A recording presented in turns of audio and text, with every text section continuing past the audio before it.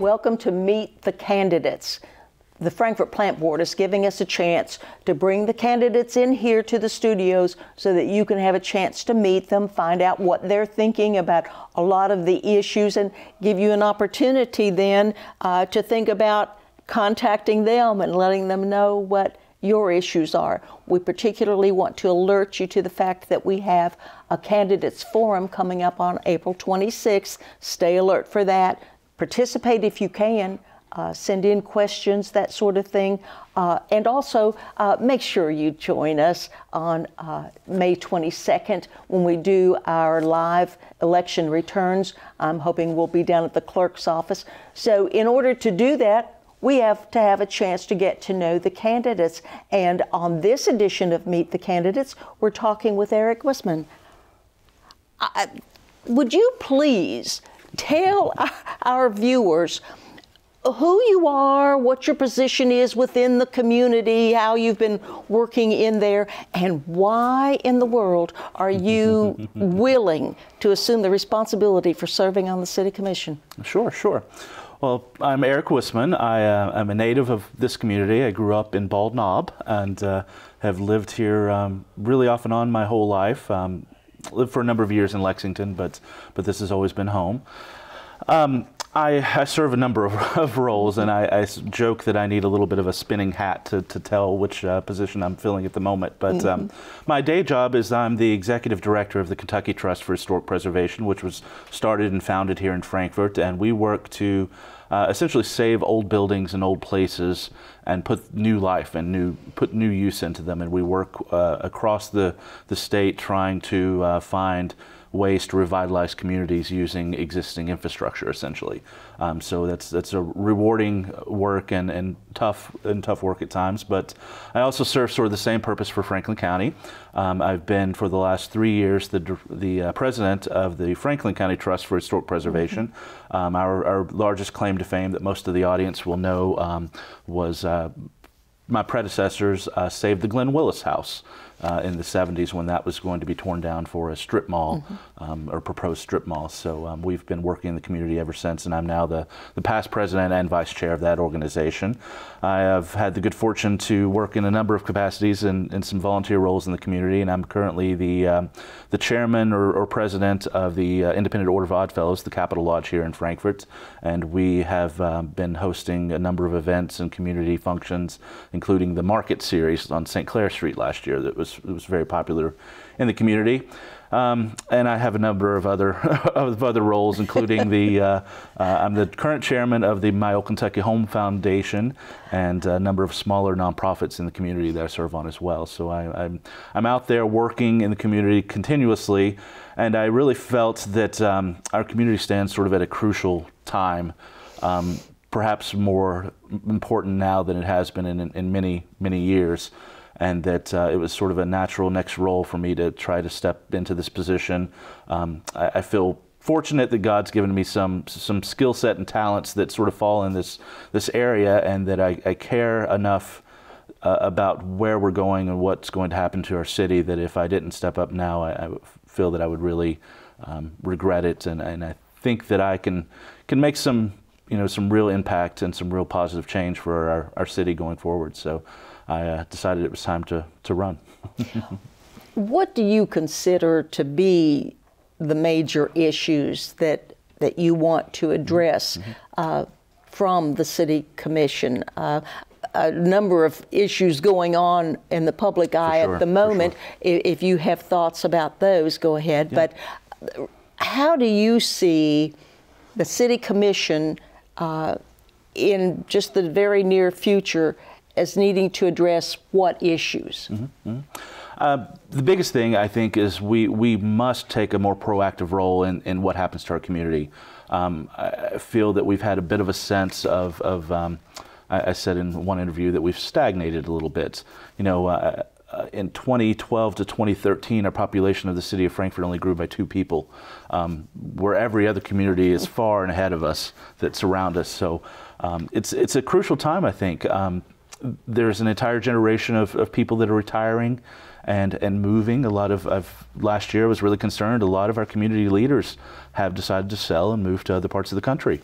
And at the same time, there's an entire generation that's coming up and that are resettling and moving around the country and picking really where they want to live. And I'm afraid that Frankfort is, if we don't find a way to attract new people here, to attract the retirees, to attract the young millennials and the young families to Frankfort, that we're going to find ourselves really just desolate in many years. We're going to become more and more of a bedroom or a travel community for work and bedroom communities outside of our city.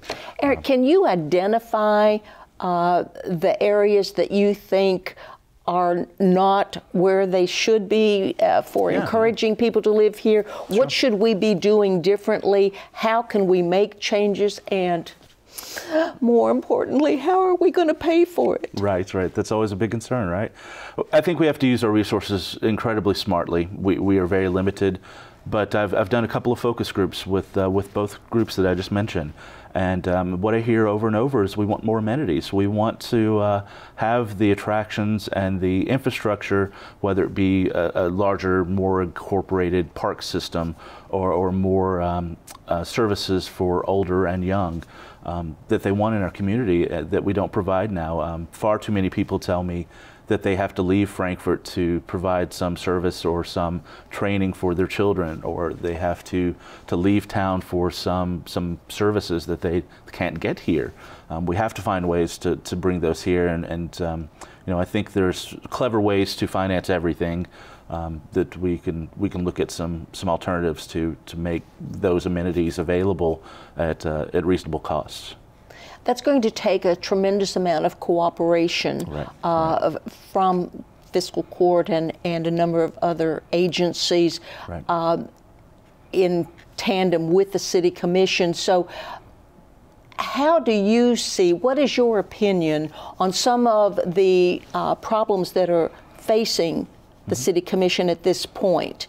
Well, for example, one of the questions that came up was the mayor makes appointments. Should the City Commission have oversight of those? Should there be greater representation on some of the boards, such as should we have industrial representatives on the plant board, on the KCDC?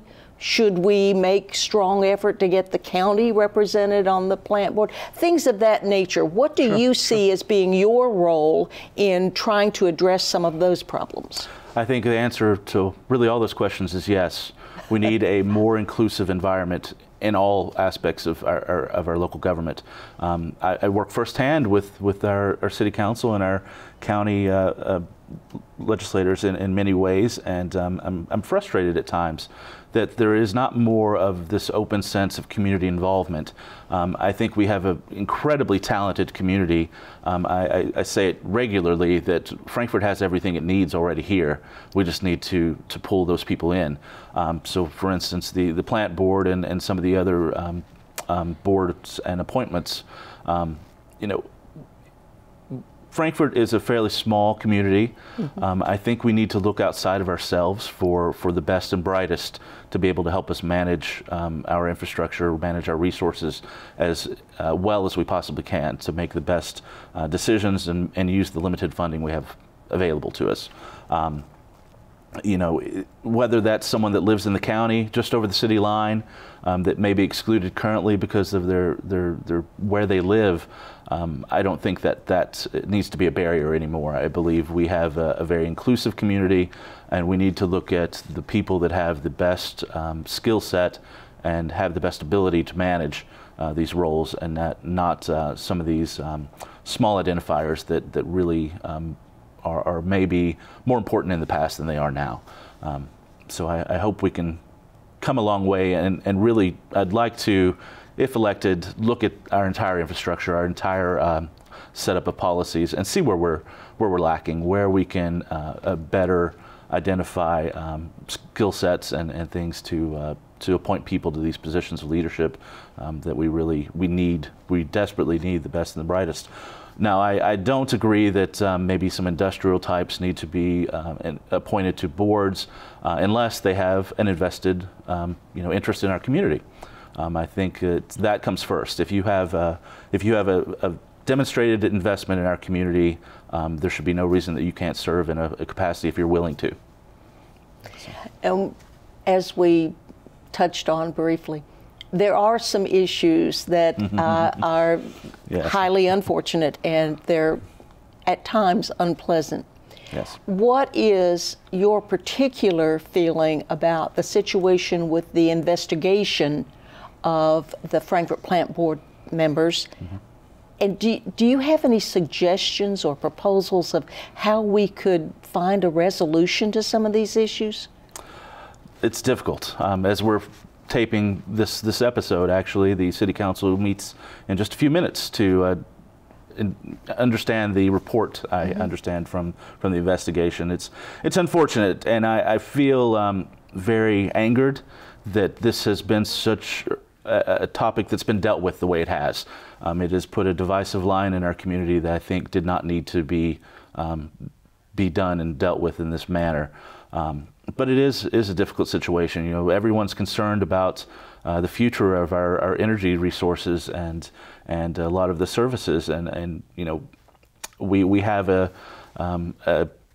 broadband internet system that is a bit lacking in this community, and no way really in the near future to figure out a way to increase that or better that system.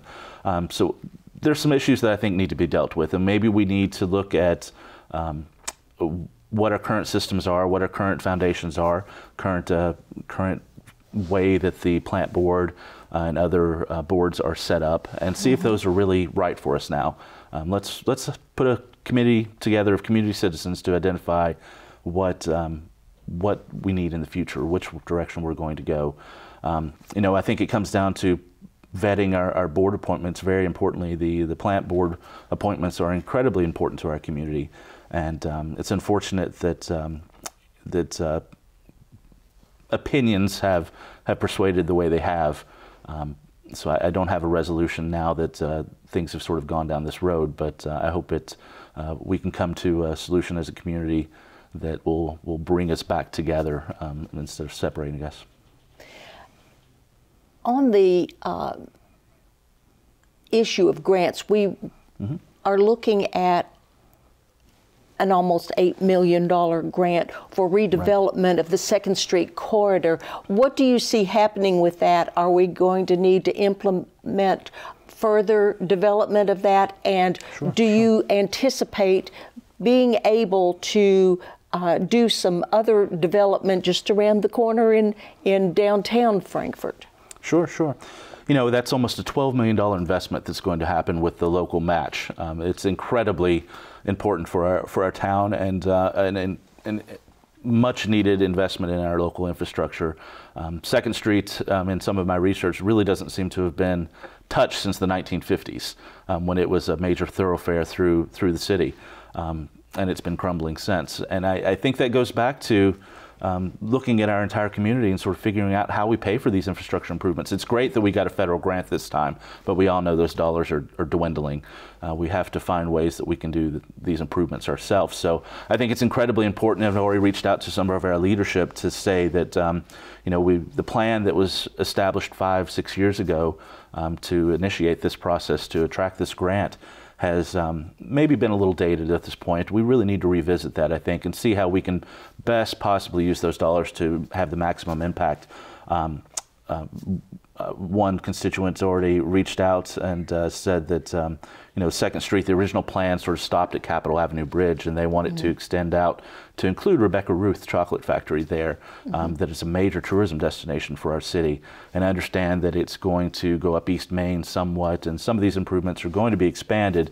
But my Oddfellows Lodge is down on Bridge Street, right in the middle of that impacted area. So it's a great opportunity, and we need to make sure we use those resources as best as possible and most effectively, and to see how much more we can do beyond just that small corridor. If we can possibly extend those funds out anymore, we need to make the best use of them. Do you have any thoughts on how we can develop funding for development in the downtown area? And do you anticipate development of the areas outside of there, still within the city, but outside of the downtown area? Sure. We have to So a lot of my work in preservation is looking at the downtown cores and sort of these urban areas. Every time you step 1 foot outside of your existing footprint, that next foot costs 4 times what the last one did in development. So we have to figure out how to use our resources best effectively, right? I did a study back in 2012 that looked at the city's growth between 1912, when the Capitol was finished, and 2012, and found that our population has not doubled yet, but our use of land surface area has grown more than 9 times in the city boundaries. So of course what we're effectively doing is using the same population and servicing more and more and more area. That's more roads, that's more infrastructure, that's more sewer lines, more water lines, more policing services. And eventually that's just not productive to our community. That has bankrupted other communities. All you need to do is look at communities like Michigan right now and sort of the Great Lakes region. We have to, we really need to develop in the existing core. There are a number of large surface area buildings, large parking lots in the downtown core that are state-owned. We really need to find ways. I've been part of a group that's been looking at those areas for quite some time. Those need to be redeveloped as new developments where there's already infrastructure to service those places. Of course, we need to grow. We need to find new housing and find the amenities people are looking for when they come to our community, but they have to be done in a smart way that's going to get the best bang for the buck, if you will. So, now you did allude to the development there where the Capitol Plaza Tower was, yes, and the convention yes, center and all of that area. Do you think that it would be in the community's best interest to pursue a new convention center multi-use facility, or should we look to other areas for that particular spot? What are your thoughts on there, and how do you think we could go about whichever? You know, it's a mixed answer there. I think it's incredibly important to have new housing downtown and new mixed-use development that everyone's really talking about. We lost an incredible amount of housing in the 60s and 70s when those projects went up. When the tower came down yesterday, it represented a change of 50 years that this community has potential for that area again. So I'm very excited about what that can be. And I think housing is a major component. As far as a convention center, we need something. We need something to host conventions and small gatherings, maybe on the scale of the old convention center, but I think it has to be tailored into a way that will work for our size of community, something that our community can support without investing, you know, our very scarce resources to build something that is sort of one use only. Most convention centers, a true convention center is attached to a hotel. I'd like to explore the potential for building out the existing hotel for a convention center space that would really work in tandem with that facility that's already there, that may use less of the land area. And if not there, then maybe we explore something else in the downtown region. But as far as the existing space where these buildings were previously, I think it's incredibly important to add new housing stock to support our existing businesses and those that want to come into the downtown core but maybe don't have the patronage currently. So I think we need both for sure, but where those go and sort of what form they take, I think is yet to be seen, and is something that I will be working on one way or another to include the community to have a voice to say. It's been very unfortunate, I think, that that this entire development has happened without the voice of the community so far, and then really if elected, I will be forcing the issue that we have more of a say in those decisions and what happens to our town and our community. And how do you think we could best go about doing that? How do we manage to get our voice heard? Well, I think it's, again, being proactive. You know, there was talk for the last decade about removing that facility, and there was never a plan developed by our city government or our county government, or even locally, our citizens. None of us really came together to develop what we wanted to see in that spot. So I think it was done for us in many ways. But if we are active and we plan accordingly, I think there's a way to have our voice heard and be represented. And many times it's just demanding to show up and being there for those conversations. So I intend to be much more than I have been previously. Are there issues that you think we haven't touched on that need to come to the attention of of our community? Yeah, you know, I think we have to invest in our community first. One of my main objectives is to find ways to invest in our town. You know, right now our city population, 1 in 5 people live in poverty. We have an incredible wealth of knowledge and ability and skill in our town that are untapped. I'd like to find ways to provide some help for our local community and invest in our citizens first, to invest in those people that want to build local businesses, that want to try their hand at some opportunity, instead of looking outside of our community for people to come in and do it for us. You know, I think we have all of the skill we need already existing in the city of Frankfort and in the surrounding areas that we can tap into to develop anything we want to do. It's a small town, and we have a great skill set, and we have great people that we can accomplish anything if we just work together to do it, I believe. So. And a lot of that, I think, is because we simply don't know what particular steps to take to encourage that. Do you have anything that you think might be helpful on getting us to proceed with those steps, to actually get certain identifiable steps taken? Sure. It goes back to pulling in our community. I think we have the people that can help us make these decisions, and in many cases I feel that community groups have identified those steps already and submitted those to elected leadership that have been somewhat ignored. So I think it's pulling on those resources that we have in the community to identify those steps and what those steps might be, and what the vision for the next 5, 10, 50 years might be for our community. That's what's worked in other communities. If you look at other towns that have really revived themselves, they don't have a 1 and 2 and 3 year plan. They have a long-term plan with vested individuals that are there to see it to fruition for the long term. We need to do that. We need to develop that. If you have any other words that you would like to send out to our viewers, now would be an appropriate time to do it. Okay. I'd be glad for you to tell them a little bit more about who you are and why you want them to understand that you are the best candidate, and why they should go to the polls and cast that vote for you. Sure. Thank you. Thank you for the interview, and I appreciate you being here with me today. You know, I have been invested in this town for my entire life. I remember as a child walking around the downtown with my aunt going to work, and really being able to scope the whole downtown by myself as a 5-year-old with no one to bother me. There was just no one downtown. There was no one in our core, and we've seen a revitalization of our community. But it's going to take future vision, and it's going to take long-term investment.